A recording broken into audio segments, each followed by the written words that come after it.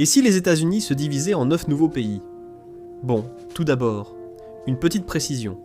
C'est bien sûr hypothétique. C'est basé très vaguement. Je ne fais pas la promotion de cette idée. Ne prenez pas une vidéo YouTube trop au sérieux. Je suis juste un gars qui en parle. Quand les gens parlent des États-Unis, ils en parlent souvent comme s'il s'agissait d'un seul grand pays unifié. Je suppose que c'est un seul drapeau, un seul gouvernement, une seule identité nationale. Mais en voyageant à travers le pays ou en le regardant sur une carte, on remarque vite quelque chose d'évident pour la plupart d'entre vous. Les États-Unis ressemblent plus à plusieurs régions distinctes partageant un système politique qu'à un seul pays. Bien sûr, il y a les États, évidemment, chacun avec ses 50 drapeaux et ses gouvernements individuels. Mais un scénario où chaque État serait indépendant est encore plus irréaliste que celui dont je parle ici. Il s'agit d'une division régionale à travers des régions spécifiques du pays. La nourriture est différente, les accents sont différents, les économies sont différentes. Même les hypothèses de base que les gens ont sur le gouvernement, la religion, les armes à feu, les impôts et les questions sociales peuvent changer complètement selon l'endroit où l'on se trouve. À bien des égards, les États-Unis ressemblent plus à une fédération continentale, comme l'Union européenne. On pourrait dire qu'ils veulent l'être, enfin, cela dépend à qui vous demandez, plutôt qu'un pays compact comme la France ou le Japon. Et cela soulève une question intéressante. Que se passerait-il si les différences internes devenaient finalement trop importantes pour être gérées sous un seul système fédéral? Je pense qu'en réalité, on a déjà été bien plus éloigné de cette possibilité. Et si, au lieu de 50 États, les États-Unis finissaient par se fragmenter en plusieurs pays régionaux, chacun construit autour de ses blocs culturels, économiques et géographiques existants? Passons-les en revue, un par un.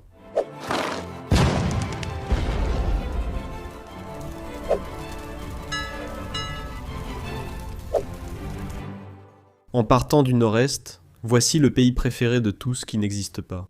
La Cascadie se trouverait à l'extrême nord-ouest du continent, composée principalement de Washington et de l'Oregon, et peut-être de la partie nord de l'Idaho, selon la façon dont les frontières seraient tracées. Au final, elle s'étendrait aussi jusqu'au Canada, si l'on voulait inclure la véritable biorégion de la Cascadie, ce qui est l'une des principales justifications de cette idée. Aux États-Unis, cette région est l'une des plus culturellement cohérentes du pays. Des villes comme Seattle et Portland partagent une ambiance assez similaire. C'est une politique progressiste, une conscience environnementale, un fort accent sur la qualité de vie. La culture ici est assez détendue, tournée vers les activités de plein air et surtout socialement libérale. Et en parlant de la biorégion, un élément géographique joue un rôle important dans cette identité.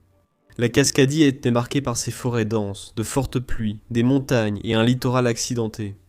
Beaucoup grandissent entourés de nature, ce qui influence leurs priorités. La protection de l'environnement et la politique climatique sont des enjeux majeurs, pris plus au sérieux ici qu'ailleurs dans le pays. Économiquement, ils seraient aussi en position très forte. La région de Seattle abrite de grandes entreprises technologiques, l'aérospatiale, la fabrication, d'importants ports pacifiques et des liens commerciaux solides avec l'Asie. L'agriculture est très développée dans l'est de l'État de Washington et en Oregon, avec notamment une industrie viticole prospère. Il faut garder cela à l'esprit pour la Cascadie et tous les autres pays potentiels. Cette partie-là, et peut-être une grande partie de la puissance économique qu'ils ont aujourd'hui, provient du fait qu'ils font partie des États-Unis. Et s'ils devenaient indépendants, cela en pâtirait probablement, du moins au début. En termes de population, la Cascadie compterait environ 11 à 13 millions d'habitants. Cela la placerait à peu près au même niveau que des pays comme la Belgique ou les Pays-Bas. Religieusement, ce serait l'un des pays les moins croyants du monde développé. Le Nord-Ouest Pacifique se classe constamment parmi les régions les plus laïques des États-Unis, avec un grand nombre de personnes se déclarant non religieuses ou seulement vaguement affiliées à une église. Politiquement, cela ressemblerait probablement beaucoup à une social-démocratie de style scandinave, axée sur l'environnement, socialement progressiste, fortement urbaine. Je veux dire, j'aimerais y vivre. Leur drapeau serait probablement celui-ci, le drapeau Doug. C'est un tricolore horizontal bleu, blanc et vert, avec le sapin de Douglas sombre dessus. C'est de là qu'il tire son nom. Ce n'est pas un drapeau officiel pour la région, mais c'est celui qui est généralement utilisé par le mouvement qui cherche à être indépendant. Salut les gars! Saviez-vous que je publie une vidéo exclusive et limitée une fois par mois? Maintenant, vous pouvez y accéder soit en me soutenant sur Patreon, où vous avez également un accès anticipé à chaque vidéo et à d'autres contenus comme des coulisses. Vous pouvez aussi rejoindre la chaîne sur YouTube directement. C'est abordable et vous accédez à cette vidéo en plus. En plus, vous soutenez la chaîne et vous m'aidez à pouvoir continuer à faire ces vidéos. Si vous pouvez le faire, je vous en serai vraiment reconnaissant. Revenons à la vidéo en allant vers le sud. Pour reprendre un nom de Fallout, on pourrait avoir la Nouvelle République de Californie. La Californie a déjà été brièvement indépendante lorsqu'elle s'est séparée du Mexique avant de rejoindre les États-Unis, d'où la République de Californie, inscrite sur son drapeau. Donc celle-ci pourrait être la NCR. La Nouvelle République de Californie serait bien sûr centrée autour de la Californie, mais elle inclurait probablement aussi une partie de l'ouest du Nevada et du sud de l'Arizona. Certaines régions de ces États sont liées à la Californie sur les plans économiques et culturels, notamment par la migration, les infrastructures et le climat. Elles sont aussi quelque peu isolées par l'étendue des États désertiques, ce que nous verrons dans un instant. La Californie à elle seule serait déjà l'une des plus grandes économies de la planète. Je veux dire, aujourd'hui, elle fait partie des 5 premières au monde.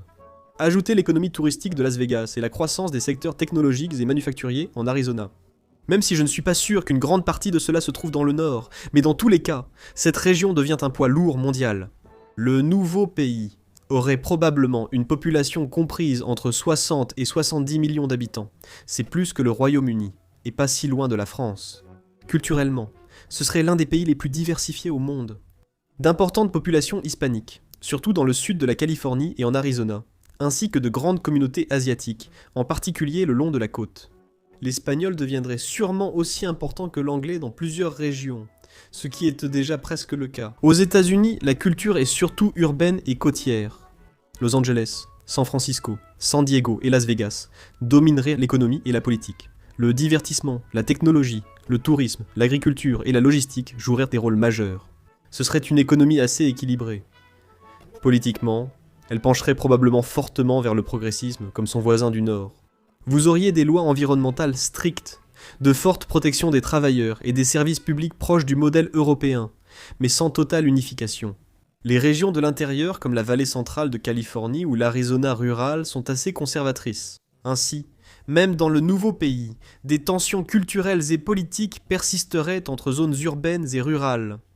Pour le drapeau, on pourrait simplement prendre celui de Fallout, qui ajoute une seconde tête à l'ours. Je pense que c'est à cause des radiations.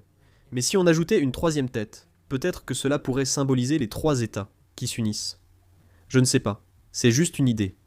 Vers l'Est, nous aurions Deseret, et ici, nous nous éloignerions de la tendance non religieuse parce que ce serait un pays entièrement composé de saints des derniers jours. J'ai tracé les frontières correspondant à la ceinture mormone, l'Utah et les régions voisines où le mormonisme est présent. Dans ce scénario, cela inclurait l'Utah, l'Idaho, le Wyoming et des parties du Colorado et du Nevada. Deseret est un nom qui remonte aux années 1800, lorsque les colons mormons du territoire de l'Utah ont proposé de créer un immense nouvel État appelé l'État de Deseret. Cela ne s'est jamais produit, mais le nom est resté comme concept culturel. La région se définit surtout par la culture, plus que par la géographie ou l'économie. L'Utah est le centre de l'église de Jésus-Christ des Saints des Derniers Jours, et cette influence s'étend à certaines parties de l'Idaho et des États voisins. Ainsi, il serait sans doute l'un des pays les plus avancés religieusement. L'Église valorise la vie de famille et les institutions communautaires.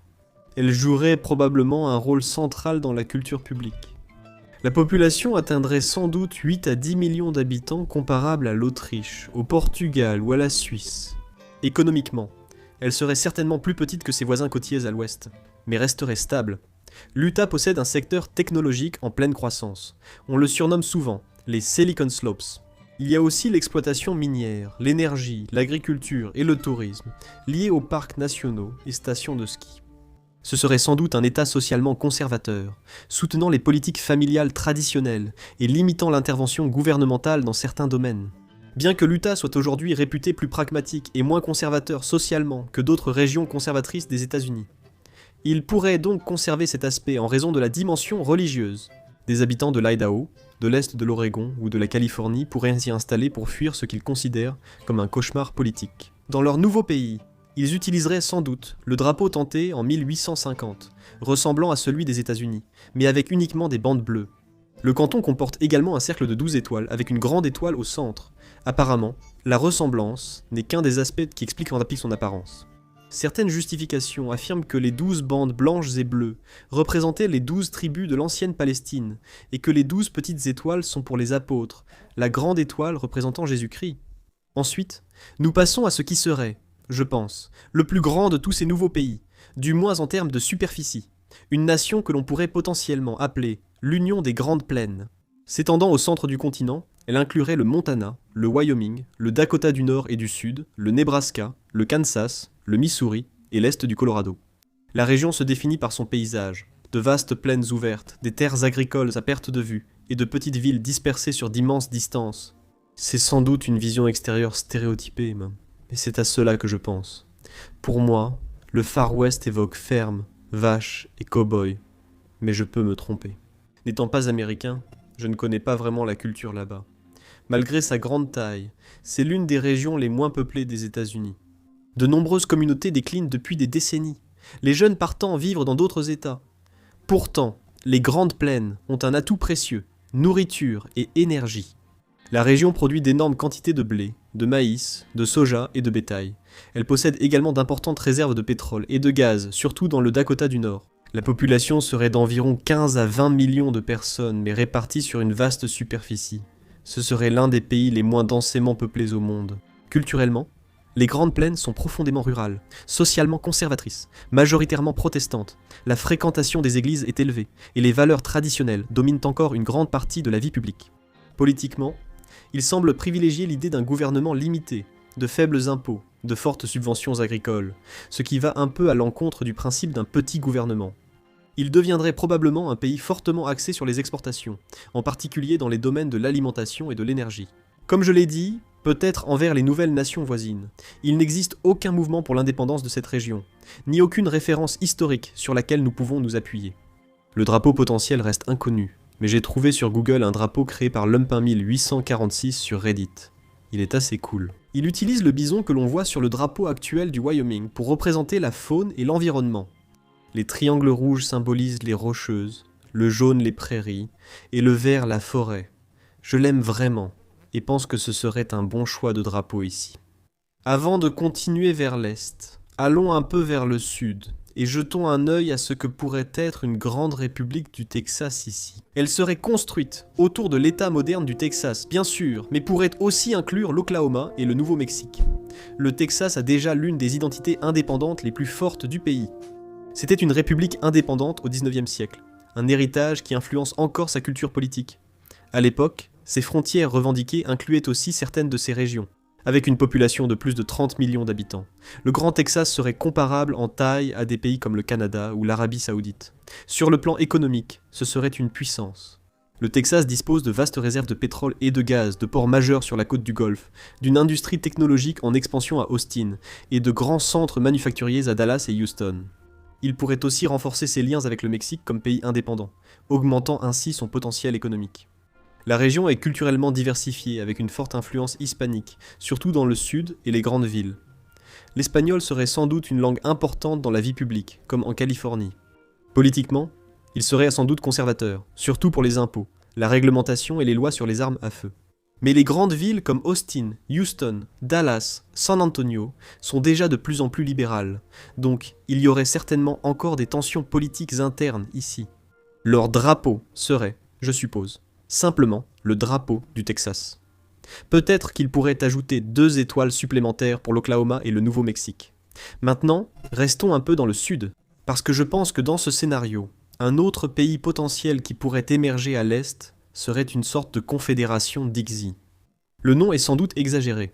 Ici, personne n'a de lien avec les anciens États confédérés, mais l'aspect historique m'a poussé à le choisir. La confédération Dixie pourrait couvrir une grande partie des États du Sud profond comme l'Alabama, le Mississippi, la Louisiane, l'Arkansas, la Géorgie, la Caroline du Sud.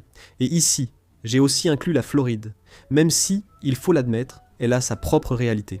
Je veux dire, l'ouest de la Floride fait vraiment partie du Sud profond, mais l'est de la Floride non, c'est plus caribéen et côtier atlantique. Je ne pouvais pas la rendre indépendante, sinon elle serait isolée des autres blocs. J'ai donc choisi de l'inclure ici pour cette vidéo. La plupart de ces États partagent l'une des identités les plus fortes de tout le pays. La culture du Sud est façonnée par son histoire, sa cuisine, sa musique, ses accents, ses traditions religieuses. La Louisiane se distingue aussi en raison du colonialisme français et d'une forte influence caribéenne. Comme la Floride, elles sont toutes deux plus uniques. La population totale serait probablement entre 60 et 70 millions, faisant de lui l'un des plus grands États successeurs. La religion y jouerait un rôle majeur. Le Sud est essentiellement la ceinture biblique, où les églises protestantes évangéliques ont une influence culturelle énorme. La fréquentation des églises ici est plus élevée qu'à peu près partout ailleurs aux États-Unis. Sur le plan économique, la région serait mixte. Elle comprend certains des États les plus pauvres, principalement ruraux, mais aussi des villes en plein essor comme Atlanta, Nashville et Charlotte, devenues d'importants centres économiques. Les industries comprendraient l'agriculture, la logistique et la fabrication. La région dispose aussi de grands ports sur les côtes du Golfe et de l'Atlantique. Je suppose que la Floride serait avantageuse pour leur économie, car sans elle, ils auraient du mal. Politiquement, la Confédération du Dixie serait sans doute socialement conservatrice, soutenant fortement les valeurs traditionnelles et un gouvernement fédéral limité, comme la CSA autrefois, mais sans esclavage. J'ignore quel drapeau ils choisiraient. Choisir l'ancien drapeau confédéré me semble excessif.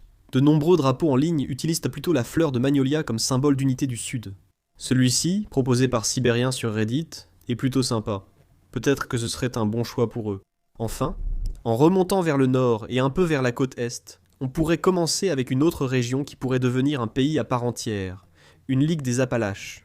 La Ligue des Appalaches pourrait s'étendre le long des montagnes Appalaches, incluant des États comme le Tennessee, la Virginie occidentale, le Kentucky, la Virginie, le Maryland, le Delaware et la Pennsylvanie. Je sais que beaucoup diront que la Pennsylvanie ne devrait pas en faire partie.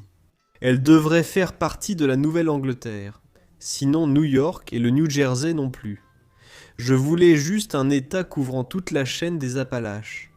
En plus, tout cela est hypothétique et amusant. Alors soyez indulgents. C'est l'une des régions les plus distinctes culturellement aux États-Unis. Les communautés appalachiennes se sentent souvent isolées du nord industriel et du sud côtier. Donc, je pense qu'il est logique qu'ils aient leur propre pays. L'histoire de la région est fortement liée à l'exploitation du charbon, à l'exploitation forestière et à l'agriculture à petite échelle. Beaucoup de villes ont été bâties autour d'une industrie unique, et leur économie a souffert lorsque celle-ci a décliné. La population serait probablement de 15 à 20 millions de personnes selon les frontières exactes et les villes que nous inclurions. Sur le plan économique, ils feraient face à de sérieux défis. Beaucoup de régions souffrent de pauvreté, d'infrastructures limitées et d'une population décroissante. Ce serait peut-être le plus pauvre de tous ces pays, mais je pense que la Pennsylvanie relèverait un peu la situation, et c'est une autre raison de l'inclure ici. Avec le Delaware, culturellement, la région est connue pour ses liens familiaux forts, avec la musique traditionnelle et l'influence religieuse protestante. C'est un peu comme un sud profond, mais en plus doux. Un autre utilisateur de Reddit a créé ce drapeau qui était vraiment cool. Apparemment, il est censé ressembler au patchwork, qui est un artisanat populaire dans la région. La forme rappelle aussi les montagnes. Et l'étoile à 8 branches au centre est tirée d'un motif populaire appelé l'étoile du patchwork, qui est apparemment très utilisé dans les Appalaches. Maintenant, après avoir évoqué un pays en difficulté économique, passons à la Fédération des Grands Lacs, en plein essor. Une fédération des Grands Lacs pourrait regrouper l'Illinois, le Michigan, l'Ohio, l'Indiana, le Wisconsin et le Minnesota. La région fut jadis le centre industriel des États-Unis. Des villes comme Détroit, Cleveland et Chicago ont soutenu l'économie manufacturière durant le XXe siècle. Et même après le déclin de l'industrie lourde, la région conserve un poids économique considérable. Elle abrite de grandes villes, des universités, des réseaux de transport et surtout des réserves d'eau douce. Je pense que leur accès aux Grands Lacs serait leur atout le plus fort. La population se situerait entre 55 et 65 millions de personnes, ce qui en ferait l'un des plus grands États successeurs. La Fédération des Grands Lacs serait économiquement diversifiée, ses États membres l'étant déjà. Elle regroupe l'industrie manufacturière, la finance, l'agriculture, la logistique et la technologie, tous collaborant. Culturellement, elle est perçue comme le centre politique du pays. Les grandes villes sont très libérales, alors que les régions rurales restent plus conservatrices. Elle finirait probablement comme une démocratie industrielle modérée, quelque part entre les États côtiers progressistes et l'intérieur conservateur. Il n'y a pas vraiment de drapeau pour celle-ci non plus. J'en ai trouvé en ligne, comme celui-ci qui reprend le schéma de couleurs des États-Unis. Il montre les lacs et place une étoile pour chaque État côtier. Nous ajoutons l'Iowa, qui n'est pas un État des Grands Lacs, mais je souhaitais l'inclure. Il pourrait aussi appartenir à l'Union des Grandes Plaines, mais je le trouve plus lié aux Grands Lacs. Corrigez-moi si je me trompe. De nombreuses propositions de drapeaux existent pour ce concept. Beaucoup sont très bien, donc n'importe lequel conviendrait. Enfin, nous arrivons au 9e pays qui pourrait émerger de cette dislocation des États-Unis. Mon préféré, personnellement? Un Commonwealth de la Nouvelle-Angleterre. Il inclurait les 6 véritables États de la Nouvelle-Angleterre, plus New York et peut-être le New Jersey. La région représente le noyau historique des États-Unis d'origine. Beaucoup des plus anciennes villes, universités et institutions du pays s'y trouvent. Elle a une véritable ambiance européenne. Si cela a du sens, la population serait probablement d'environ 45 à 50 millions de personnes. Économiquement, ce serait l'une des régions les plus puissantes de la planète. New York est une capitale financière mondiale. Boston est un centre d'éducation, de biotechnologie et de recherche. Culturellement, la région est très urbaine, très instruite, et fait partie des zones les plus laïques du pays. Politiquement, elle a tendance à pencher vers le libéralisme sur les questions sociales et soutient des institutions publiques fortes. Elle équilibrerait la forêt et la nature de lieux comme le Vermont et le New Hampshire avec l'identité côtière atlantique de régions comme le Maine et le Rhode Island. Et dans les centres urbains très développés des autres États, leur drapeau serait nécessairement le véritable drapeau de la Nouvelle-Angleterre, un fond rouge avec un canton blanc et un pin vert au centre. Ce n'est pas officiel, mais cela remonte à l'enseigne navale rouge anglaise de 1625, lorsque les Anglais ont commencé à coloniser la région. Donc, cela pourrait être les 9 États successeurs en cas d'éclatement potentiel des États-Unis, sans donner l'indépendance à 50 États, mais plutôt à ces 9-là.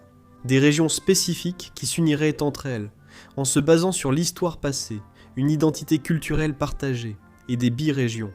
Oh, je crois que j'ai oublié l'Alaska et Hawaï. Je suppose que l'Alaska serait soit indépendant, soit, plus probablement, rejoindrait le Canada. Hawaï retrouverait sûrement son ancienne indépendance, tout comme toutes les autres possessions américaines, pacifiques et caribéennes. Encore une fois, c'était juste pour s'amuser. C'est un exercice de réflexion intéressant. Mais dites-moi ce que vous en pensez. Êtes-vous d'accord avec ces régions spécifiques? Cela a peut-être du sens pour des raisons connues localement. Je ne sais pas. Dites-moi ce que vous en pensez.